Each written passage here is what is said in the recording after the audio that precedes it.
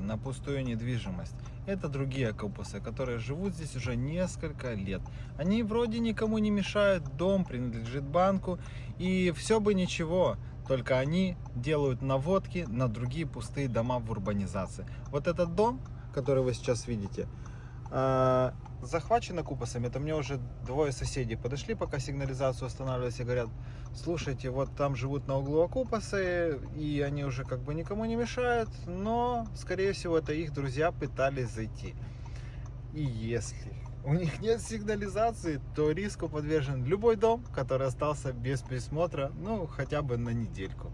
Так что такие дела, ребята. Ставьте сигнализацию и избавьте себя от этих проблем раз и навсегда.